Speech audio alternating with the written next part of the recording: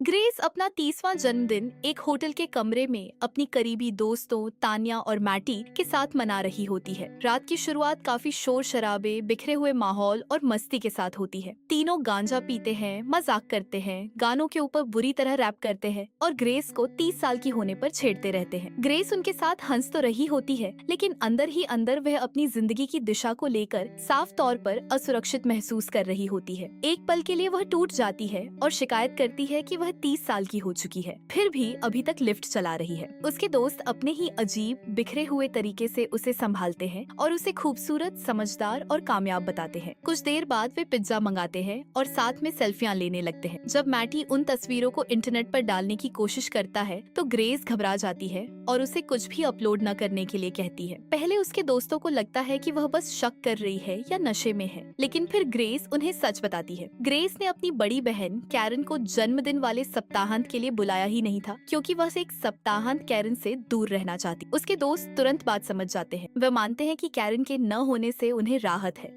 और कहते हैं कि तलाक के बाद से कैरन बहुत थकाऊ, जरूरत से ज्यादा चिपकने वाली और लोगों के बीच असहज माहौल बना देने वाली हो गई है। ग्रेस को अपनी बहन को अलग रखने का अपराध बोध होता है, लेकिन वह यह भी मानती है कि वह बहुत बुरी तरह चाहती थी कि यह सप्ताहांत सिर्फ उसका और उसके दोस्तों का हो। तभी अचानक दरवाजे पर दस्तक होती है। तान्या यह सोचकर दरवाजा खोलती है कि पिज्जा आया होगा, लेकिन बाहर कैरन खड़ी होती है। ग्रेस अजीब ढंग से ऐसा दिखावा करती है जैसे उसने कैरन को पहले से बुलाया हो, जबकि कैरन चुपचाप बता देती है कि उसे कोई बुलावा मिला ही नहीं था और उसे इस सफर के बारे में सिर्फ उनकी माँ से पता चला। माहौल संभालने के लिए सब लोग घबराहट में झूठ बोलने लगते हैं और कहते हैं कि शायद बुलावा स्पैम या जंक फोल्डर में चला गया होगा। वे लोग बात को हंसी में टालने की कोशिश करते हैं। कैरन अचानक ग्रेस के लिए जन्मदिन वाला गाना गाने लगती है, जबकि बाकी तीनों उसे अजीब सी खामोशी में देखते रहते हैं। फिर पिज्जा आ जाता है। खाते वक्त कैरन इस जश्न को यादगार बनाने के लिए एक सामूहिक सेल्फी लेने का सुझाव देती है। इसके बाद वह मैटी से उसकी प्रेम जिंदगी और यौन पहचान के बारे में बेहद दखल देने वाले और बेहुदा सवाल पूछना शुरू कर देती है। वह उससे पूछती है कि उसने कब तय किया कि वह समलैंगिक बनना चाहता है। मैटी उसे बताता है कि यह कोई चुनाव नहीं होता। फिर कैरन उससे पूछती है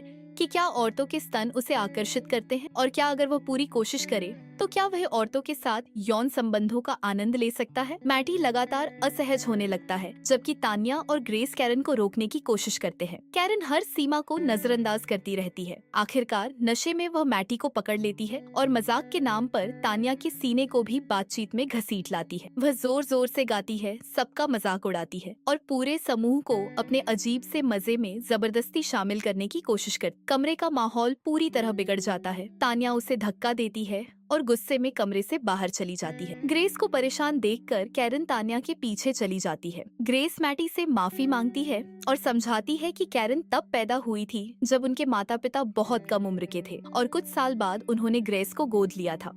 उसके बाद से उनके माता पिता ग्रेस के साथ जरूरत से ज्यादा प्यार जताने लगे ताकि उसे अपनाया हुआ महसूस हो, और इसी चीज ने धीरे धीरे कैरन को अंदर से तोड़ मरोड़ दिया। क्योंकि कैरन पार्टी छोड़कर जाने वाली नहीं होती, ग्रेस सुझाव देती है कि वे लोग बस दिखावा करें और इस जन्मदिन वाले सप्ताहांत को जितना हो सके अच्छा बनाने की कोशिश करें। कैरन कमरे में वापस आती है, अब अचानक शांत और माफी मांगने जैसी बनी हुई। वो मैटी से अपने बर्ताव के लिए सच्ची लगने वाली माफी मांगती है और मैटी अनमने ढंग से उसे स्वीकार कर लेता है। ग्रेस बाहर देखती है, लेकिन तान्या कहीं नजर नहीं आती। वो कैरन से पूछती है कि तान्या कहाँ है। कैरन दावा करती है कि तान्या के पिता का फोन आया था क्योंकि उसकी मौसी बीमार है। फिर ज्यादा गांजा पीने की वजह से मैटी को घबराहट होने लगती है और वह शारीरिक रूप से बीमार महसूस करता है। जब वह बाथरूम में चला जाता है, कैरन ग्रेस से बात करती है जो बेहद उदास दिख रही होती है। तभी बाथरूम से किसी भारी चीज के गिरने की तेज आवाज आती है। मैटी कहता है कि उससे बस शैम्पू गिर गया। ग्रेस कहती है कि वह उसे देखने जा रही है,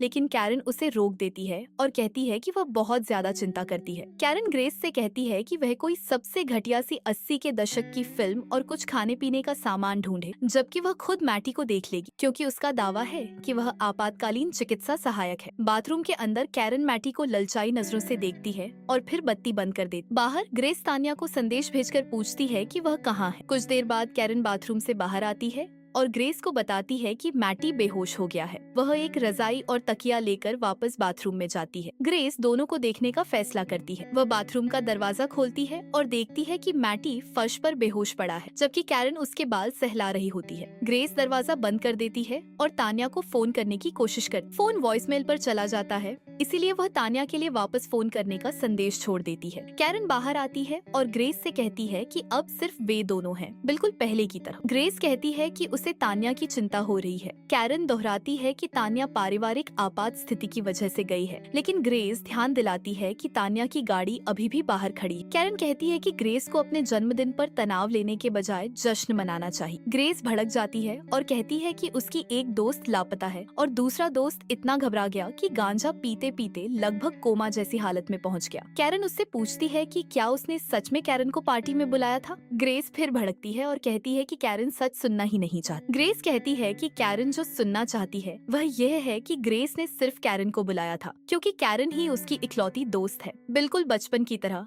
कैरन चाहती है कि ग्रेस उसी से चिपकी रहे। ग्रेस कहती है कि वह जानती है कैरन जानबूझकर उसके दोस्तों को उससे दूर करती है, ताकि ग्रेस भावनात्मक रूप से फंसी रहे और हमेशा उसी पर निर्भर बनी रहे। कैरन अविश्वास में आ जाती है और पूछती है कि क्या ग्रेस सच में सोचती है कि वह उसके दोस्तों से छुटकारा पाने की कोशिश कर रही है। फिर कैरन पूछती है कि ग्रेस के हिसाब से आज रात क्या हो रहा है। वह पूछती है कि क्या ग्रेस को लगता है कि कैरन ने तान्या का बाहर तक पीछा किया, वेंडिंग मशीन के पास उसे मार दिया और उसकी लाश कूड़ेदान के पीछे छुपा दी। फिर वह पूछती है कि क्या ग्रेस को लगता है कि उसने मैटी का बाथरूम में गला घोंटा और उसकी लाश को इस तरह लिटा दिया जैसे वह सो रहा हो। ग्रेस अब डर कर कहती है कि वह ऐसा नहीं सोचती। वह मैटी को देखने के लिए बाथरूम में जाने की कोशिश करती है, लेकिन कैरन उसे रोक देती है और ग्रेस से कहती है कि इतनी मुश्किल मत बनो। ग्रेस कहती है कि वह बाहर टहलने जा रही है। जब कैरन उसके साथ आने की जिद करती है तो ग्रेस कहती है कि वह नहीं चाहती कि कैरन उसके साथ आए। ग्रेस कैरन से कहती है कि वह उसकी जिंदगी से निकल जाए। वह कहती है कि अब वह कैरन से तंग आ चुकी है और कमरे से बाहर चली जाती। कैरन पागलों की तरह हंसने लगती है, फिर रोने लगती है। वह इधर उधर देखती है, एक बोतल उठाती है और बाहर चली जाती है। वह ग्रेस को आवाज देती है, लेकिन ग्रेस उसे कहती है कि उसे अकेला छोड़ दे। तभी किसी भारी चीज के गिरने की तेज आवाज सुनाई देती है। ग्रेस चीखती है, बोतल टूटने की आवाज आती है। कैरन ग्रेस की लाश को घसीटकर कमरे के अंदर वापस लाती है। फिर वह मैटी और तान्या की लाशें भी लाती है और तीनों को सेल्फी के लिए बैठा देती। एपिसोड के अंत में कैरन वह सेल्फी सोशल मीडिया पर डालती है, इस कैप्शन के साथ, ग्रेस की डर्टी 30। चैनल को लाइक और सब्सक्राइब करना न भूलें।